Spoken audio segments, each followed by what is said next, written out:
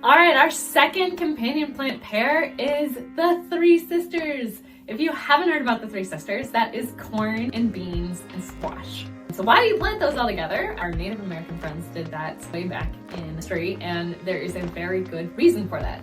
So not only do you get a variety of different nutrients from those different plants, beans actually are nitrogen fixers, and so they'll put nitrogen from the air into the ground. And corn is a heavy feeder of nitrogen, so it likes that nitrogen that the beans put into the ground, and it will help those corn plants grow stronger.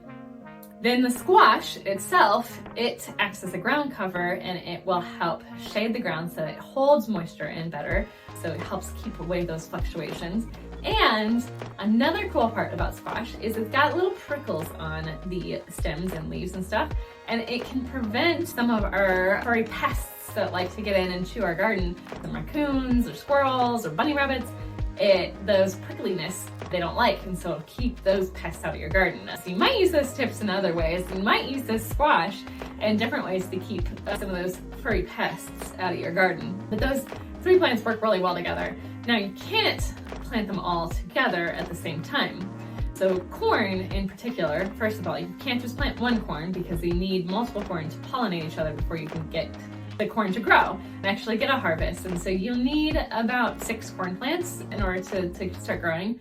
But if you don't plant the corn first, those beans and the squash are gonna overwhelm them and the corn won't grow at all. So the corn gets planted first, and you're gonna wait until that corn is at least 6 inches to a foot tall.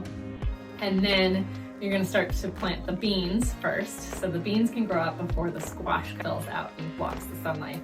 And between the beans and the squash, you want at least 2 to 3 weeks just to get those beans established so they have some leaves that go above the squash leaves. And then you can go ahead and plant those squash, and the squash grow a little bit longer. They'll grow into fall season as well, which makes it a great companion plant to grow together.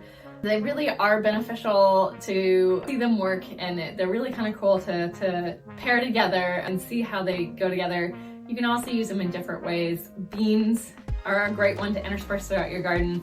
So you need less fertilizer over time because they do fix them into the nitrogen into the ground. They're a great cover crop that helps replenish the soil over time. So if you've got multiple beds, maybe you rotate a bean bed throughout your garden over time. It can also create shade. So if you build them on a pergola, a ramp, or something, you can create shade underneath it and grow some shadier plants. If you got a sunny spot, so maybe some lettuce underneath there, maybe some of your cool weather crops will do better under a bean shade. And then the squash, like we mentioned, it can keep some of your furry pests out, so you can plant them in maybe as a border around your garden to help keep things out of your garden, or maybe in different flower beds to keep things out of your garden, because I know we all struggle sometimes with the pests getting in there and eating up your plants when you really don't want them to. I especially have that problem before the plants grow tall enough where they'll leave them alone.